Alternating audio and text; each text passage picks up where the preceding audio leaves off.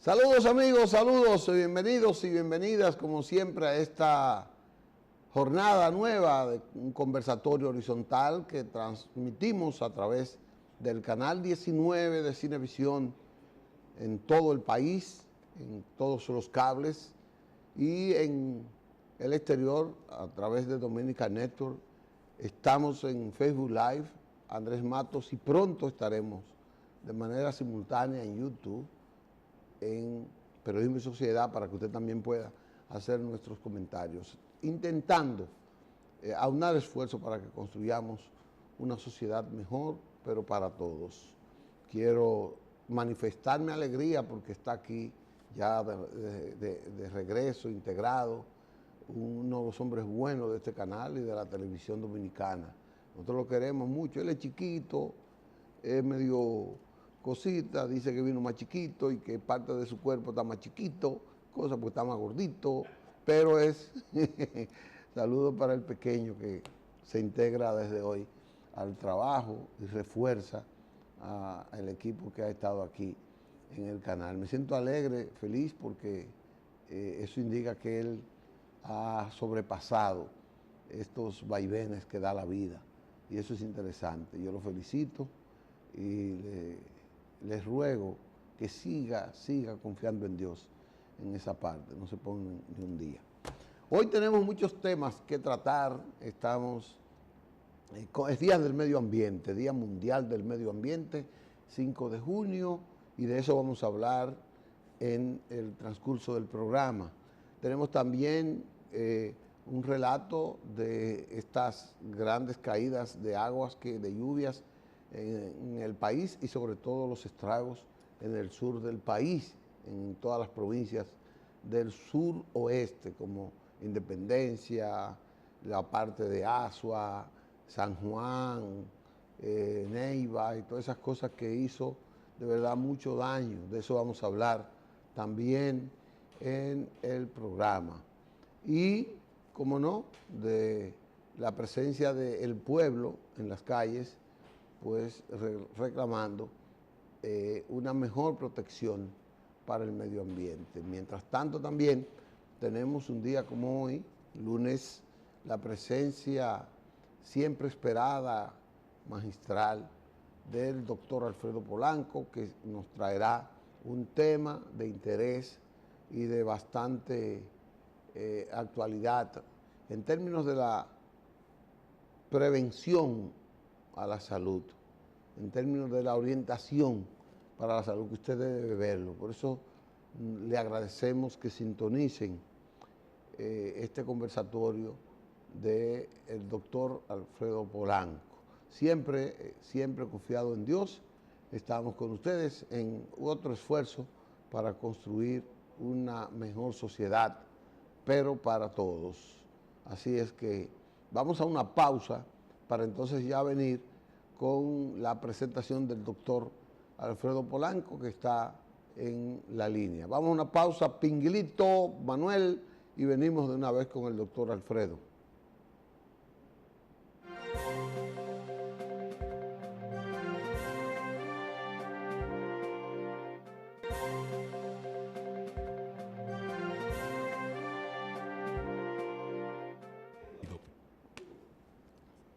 Bien, regresamos con ustedes en este segundo acto ya del Periodismo y Sociedad de hoy. Quiero anunciar y quiero darle las gracias por la actitud proactiva de Elvin Mejía, que ya estamos en el aire. Estamos hoy a título de prueba, pero estamos en el aire en YouTube, en Periodismo y Sociedad TV. Entre y usted va a ver ahí, puede darnos seguimiento, puede sintonizar el programa en transmisión simultánea en YouTube y poder hacer sus aportes y sus comentarios. Gracias a Elvis por la actitud proactiva, repito, de eh, instalarnos en YouTube. Ya a partir de mañana estaremos anunciando en todas las redes en las que nos estamos retransmitiendo en vivo, además del canal 19 y la retransmisión diferida en el canal 74 a las 9 de la noche en GDM de nuestro amigo la familia Díaz Santiago, que nos tiene el honor de repetirnos también en otros canales, otras compañías de cable que nos retransmite. El doctor Alfredo Polanco ha tenido algún contratiempo en la comunicación internet. ¿Ya está ahí? Pues qué bueno. Vamos a recibir al doctor Alfredo Polanco, un nefrólogo, trabaja en la parte de lo que es la diabetología. Yo le digo diabetólogo a eso. El doctor es un humanista de la medicina, es un conocedor amplio de lo que son las ramas de la medicina, con una práctica diaria bastante prolongada. A él le vamos a dar la bienvenida hoy, lunes 5 de junio, Día Mundial del Medio Ambiente. Doctor, muy buenos días. Buenos días, Licho. Buenos días a todo nuestro público que nos sintonizan en las diferentes latitudes. Las especialidades, nefrólogo, pero también soy internista, por eso es lo que usted está diciendo del conocedor de muchas áreas de la salud, porque de ser solamente nefrólogo, pues nos limitaría a conocer solamente lo que es parte del riñón. Sin embargo, el médico internista tiene esa capacidad de entender las demás ramas de la medicina. Pues bien, en el día de hoy vamos a conversar sobre un tema muy importante. Siempre tratamos de buscar esos temas de relevancia para la mayor cantidad de público. Y en el día de hoy vamos a tratar sobre lo que es el paciente trasplantado. Cada día 6 de junio se conmemora el Día Internacional del Paciente Trasplantado. Ese día es mañana. Entonces, es importantísimo conocer los datos de lo que es el trasplante de los diferentes órganos, la cantidad de pacientes que podría beneficiarse de un trasplante, quién está capacitado para donar un órgano o tejido. Y sobre eso precisamente vamos a hablar. En materia de trasplante, yo tengo entendido que muchas personas desconocen que en nuestro país se realizan diferentes tipos de trasplantes, como son trasplante renal, trasplante hepático, o sea, de hígado, trasplante cardíaco, trasplante de córnea, etcétera. O sea que en nuestro país, desde hace muchos años, se realizan diferentes tipos de trasplantes. ¿Por qué no se hace más trasplante? Por desconocimiento de la población, por muchos tabúes que existen en nuestro país. Por eso es uno de los países de América Latina donde menos trasplantes se realizan. ¿Por qué? Porque no hay la capacidad, no hay el altruismo de lo que es la donación, pero muchas veces es por desconocimiento. Tenemos que poner como ejemplo el país líder mundial en trasplante, que es España. España, por ejemplo, es un país donde se realizan diariamente alrededor de 15 trasplantes de diferentes órganos. O sea que hay tantos pacientes que necesitan órganos que en España, la madre patria, se realizan como un promedio de 15 trasplantes al día. O sea, ya ustedes pueden imaginarse a cuántos pacientes en un año se les devuelve la salud, se les devuelve la vida. En República Dominicana el año pasado, si mal no recuerdo, se realizaron 18 trasplantes de riñón en todo el año. No tengo los datos de cuántos trasplantes de córnea se hicieron o de hígado, pero sí que nuestras estadísticas están muy por debajo de lo que tienen muchos países. Y esto básicamente, como dije hace un momentito, por el desconocimiento de la población de quién puede ser donante. Entonces vamos a hablar un poquitito. ¿Quién puede ser donante? ¿Quién puede recibir un órgano. Por ejemplo, el tipo de trasplante que más se hace es el trasplante de córnea. Sin embargo, el trasplante de órganos sólidos que más se hace es el trasplante de riñón. En nuestro país, más de 4.000 pacientes están en espera de recibir un trasplante de riñón y cada día aumenta más la demanda. Entonces, ¿qué es lo que ocurre? Que como cada día crece el número de pacientes con insuficiencia renal crónica y no tenemos prácticamente donantes, pues se van acumulando lo que es la lista de espera, se va prolongando, se va alargando esa lista de espera. Una lista de espera que en España, por ejemplo, a lo sumo es de 4 meses, en República Dominicana usted tiene que esperar 1 año, 2 años, 3 años, 5 años y más, y muchas veces no se logra. Primero, porque no hay esa cultura de la donación. Cualquier paciente puede ser donante, no importa la edad, no importa el género o el sexo. Cualquier paciente puede ser donante. Simplemente tiene que tener la voluntad de donar. Existe actualmente lo que es la donación del donante vivo relacionado o no. A nivel mundial, solamente el 25% de los trasplantes se hacen con donantes vivos, relacionados o no. O sea que el 75% de los trasplantes se realizan con donantes de cadáver. Y vamos a tocar bastante bien ese tema. Cuando tenemos un paciente que fallece, por ejemplo, aquí tenemos muchos pacientes que fallecen por accidentes de tránsito. Muchos de esos pacientes tienen un trauma craneoencefálico severo, llegan a las unidades de cuidados intensivos de los diferentes hospitales públicos o privados. Esos pacientes llegan, por ejemplo, en estado de coma. Hay muchos pacientes que cuando llegan se le hacen todos los estudios del lugar y esos pacientes tienen lo que se llama la muerte cerebral, muerte encefálica. Ese paciente está muerto. Sin embargo, en los centros de salud se le da soporte a ese cadáver. Tenemos un cadáver, lo canalizamos, le ponemos los medicamentos que tiene que haber, porque tenemos que confirmar con diferentes estudios que ese paciente tiene muerte cerebral o muerte encefálica. Es un cadáver. Ya le hemos hablado, pues cuando llega el paciente, el médico de cabecera, el médico neurocirujano, el intensivista, siempre le explica al familiar de ese joven de 28, de 30 años.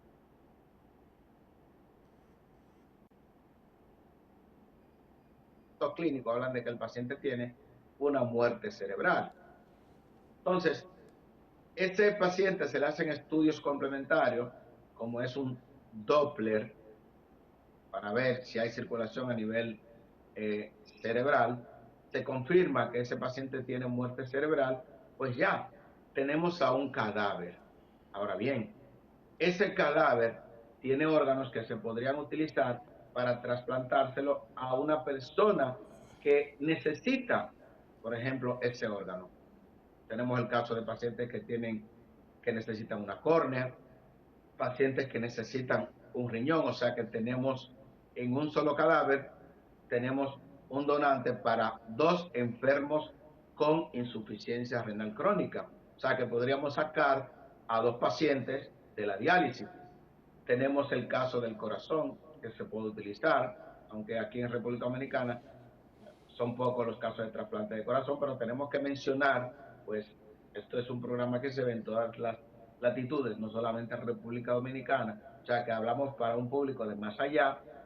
Se puede utilizar el corazón, se puede utilizar el hígado, el páncreas, se puede utilizar intestinos, se puede utilizar hueso, piel, etcétera. O sea que de un cadáver se pueden realizar 15, 20 trasplantes. Entonces pueden ustedes ver por qué decimos lo que dijimos hace un momentito, que en España, por ejemplo, se realizan alrededor de 15 trasplantes cada día.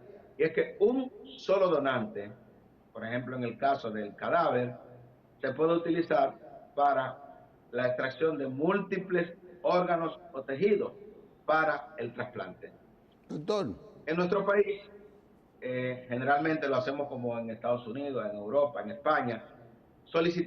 Hacemos la solicitud de los órganos o del órgano, porque en este caso generalmente solicitamos más riñón, solicitamos más córnea, etcétera. Pero ¿qué ocurre? Que en la mayoría de los casos tenemos la negación del pariente, del padre, la madre, la esposa, el esposo, el hijo. Entonces casi siempre es un no la respuesta que nosotros obtenemos de ese familiar. ¿Por qué? Porque hay tabúes de que si le extirpan un órgano, hay muchas creencias que nada tiene que ver, pues ese cuerpo que ya no se va a utilizar para nada, simplemente, o sea, va a ir a descansar el sueño eterno.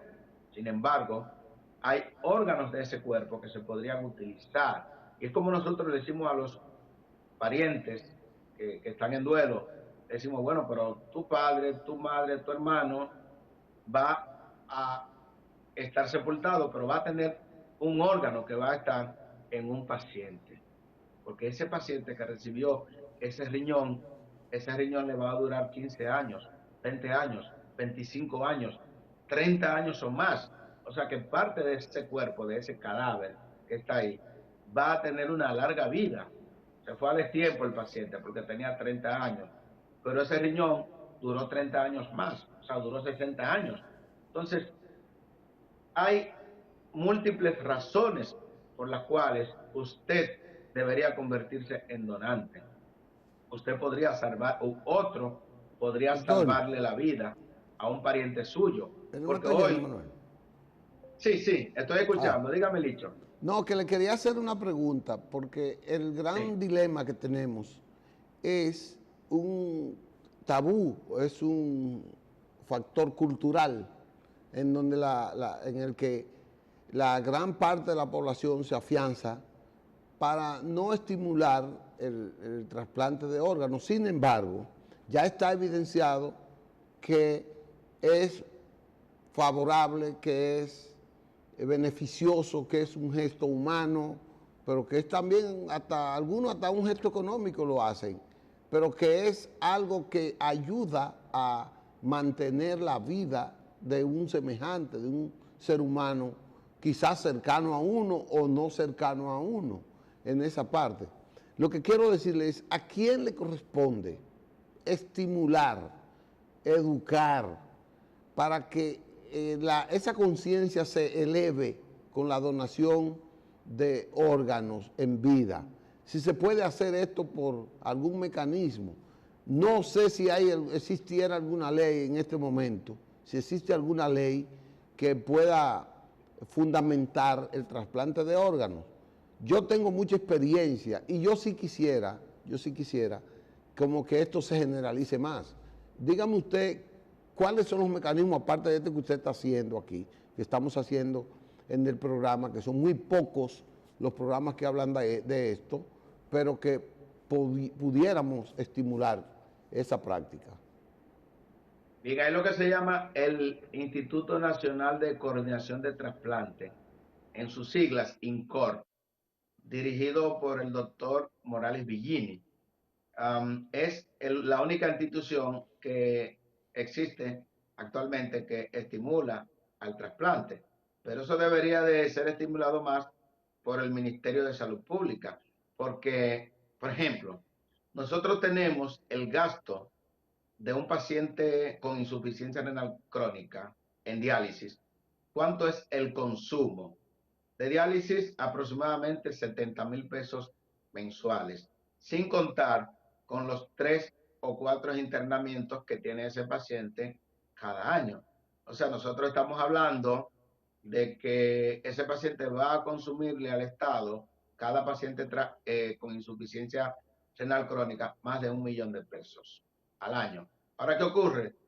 Si ese paciente se trasplanta, el costo va a disminuir paulatinamente, por un lado, porque vamos a tener a un paciente que, claro está, en el primer año de trasplante, la gran cantidad de medicamentos que requiere inmunosupresores prácticamente se equipara a lo que se gasta en diálisis. pero ya de ahí en adelante los costos van a disminuir paulatinamente. Pero no solamente el costo, sino que ese paciente que está en diálisis hoy y que tiene que recibir 3 horas, 4 horas de diálisis 3 veces por semana, o sea, que está dependiente de una máquina, ese paciente prácticamente no está integrado a la vida laboral, salvo raras excepciones. Sin embargo, cuando este paciente se trasplanta, ya es un paciente que se va a integrar a la vida laboral, a la producción. Entonces, vamos a tener un paciente con calidad de vida y un paciente que está produciendo. Sin embargo, mientras tenemos un paciente sentado en una silla de diálisis, un sillón ahí, es un paciente que está lamentablemente consumiendo. Entonces, por eso el Estado es el principal que debe de estimular a lo que es la donación de órganos y tejidos. ¿Por qué? Porque más pacientes se van a insertar a la sociedad. Vamos a tener menos pacientes ingresados por las complicaciones que va a derivar los pacientes que están en diálisis, que van a tener complicaciones cardiovasculares, complicaciones infecciosas, complicaciones de desnutrición, etcétera. Entonces también yo por este lado abogo porque al INCOR, el Instituto Nacional de Coordinación de Trasplantes, que tenga más recursos, porque tengo entendido que es una institución tan importante, pero prácticamente no tiene recursos. Por eso usted no ve un anuncio como usted lo vería en Estados Unidos, en Europa, donde se estimula a la donación de órganos. Entonces, si usted nunca escucha por ninguna parte, por ningún medio de comunicación, ni siquiera por Facebook, usted no ve a nadie que habla estimulando la donación, pues cuando a usted le vengan, cuando usted de repente le hablen de donación, usted no tiene conocimiento. Sin embargo, si se va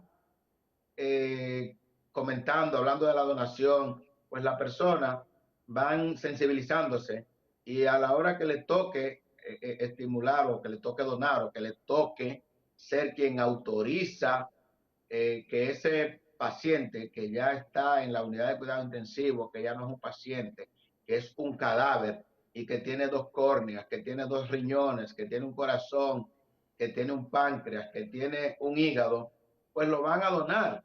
Sin embargo, la primera respuesta que nosotros obtenemos cuando estamos captando órganos es el no rotundo. Doctor, mire, no me hable de eso. Entonces, todos los países que ahora mismo están en la delantera con el trasplante, hace muchas décadas que pasaron por esa negación. Por ejemplo, España tiene 28 años siendo líder en trasplante, o sea, líder mundial en trasplante, España. Oigan eso, o sea, nosotros, pues, eso deberíamos de copiar de España, porque nosotros Y debo copiamos, decirle, doctor, sí, perdóneme, que en España sí, y en Estados Unidos, en Europa, en gran parte de los países, existe un banco de órganos que los donantes, cuando autorizan su donación, ese banco los preserva, tienen un espacio de preservación de esos órganos. Que les sirve. Yo conozco muchas personas que han sido beneficiadas con trasplantes de distintos órganos que no encuentran aquí compatibilidad ni en su familia ni en otros órganos de córnea, ¿cómo se llama eso? De corazón, de diversos elementos. Y lo consiguen en Estados Unidos, del mismo hígado, del mismo riñón que usted acaba de mencionar. Y lo consigue. Yo vi trasplante de riñón. Tengo que felicitar siempre a Felipa Gómez, una líder política de hace unas décadas que hizo un trasplante y su hija, la beneficiaria, duró un tiempo mayor del que realmente se esperaba, del que se pronosticó por su generosidad de ella donarle un órgano a su hijo.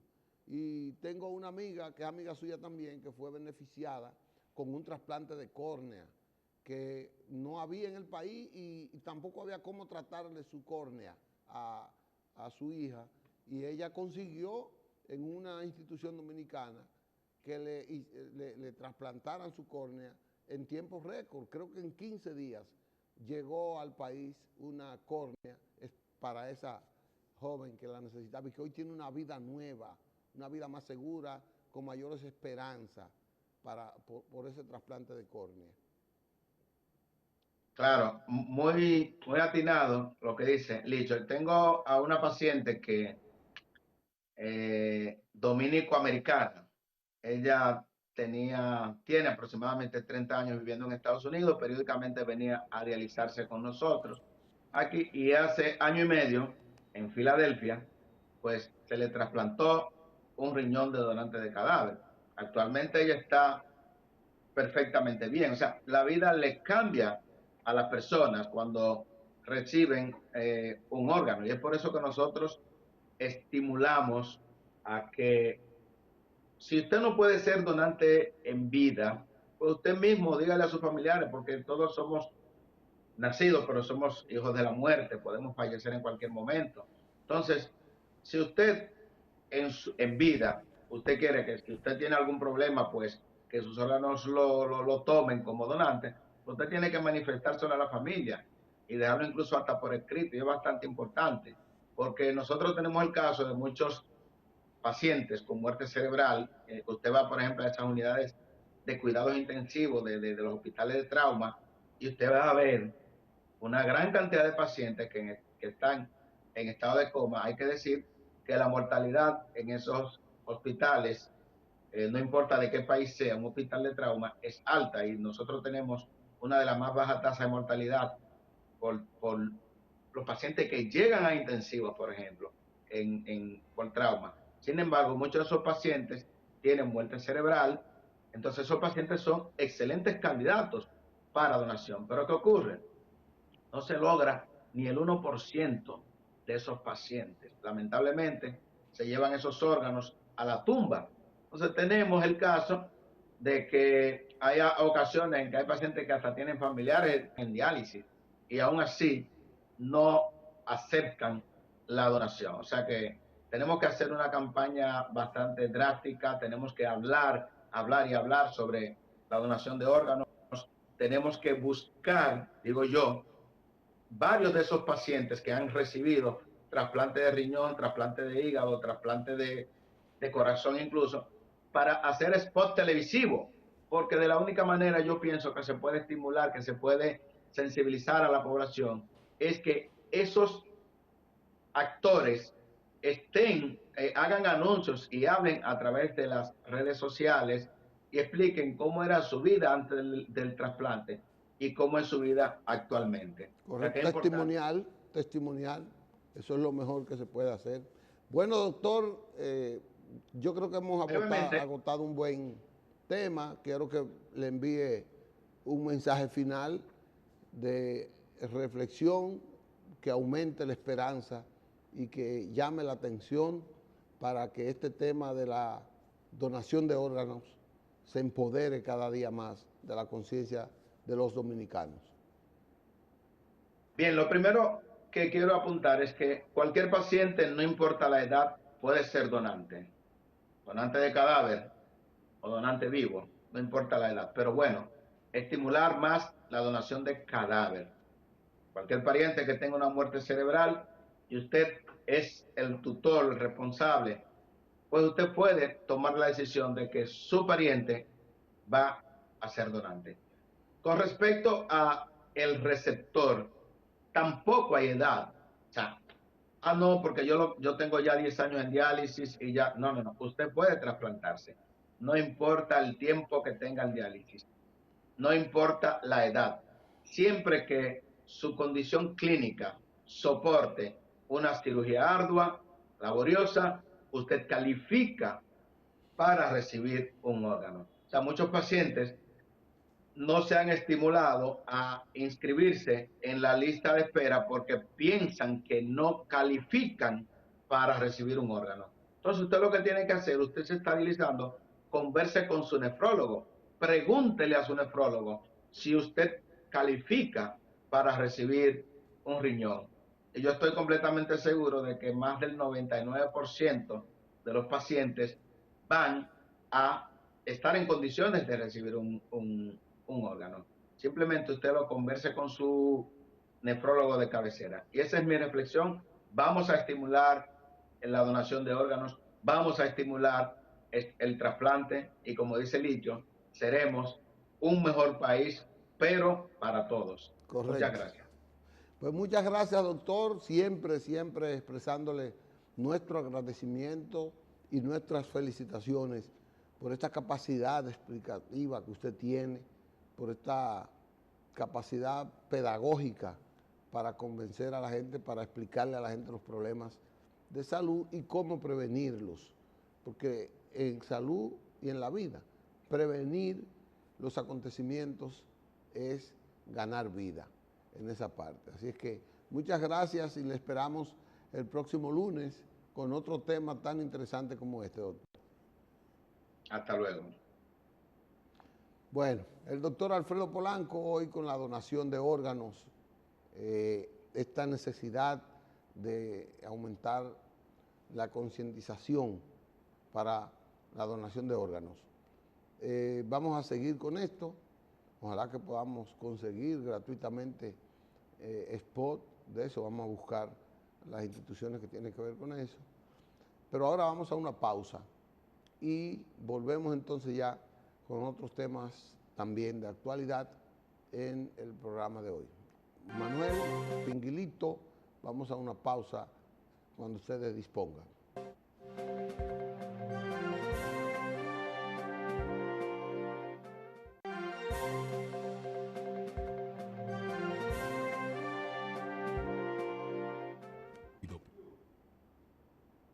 Bien, regresamos con ustedes. En esta parte ya final vamos a llevarles, bueno, realmente esta temporada ciclónica, esta vaguada que afectó durante el fin de semana, desde el viernes a la República Dominicana, pues evidentemente que provocó grandes daños a familias muy pobres, a comunidades muy pobres, sobre todo en el sur. Hubo desbordamiento de los ríos, de cañadas. Ustedes van a ver las imágenes ahí cuando Manuel las ponga. El río Yaque del sur recibió todo ese gran caudal de los diferentes afluentes, pequeños ríos y cañadas. Y también ahí están viendo la presencia. Bueno, miren parte de los daños. El Ministerio de Obras Públicas acudió el sábado desde temprano para prestar auxilio, para abrir, para limpiar las calles y las carreteras que estaban obstaculizadas, su tránsito, los vehículos no podían pasar, todo. La lluvia fue prácticamente descomunal.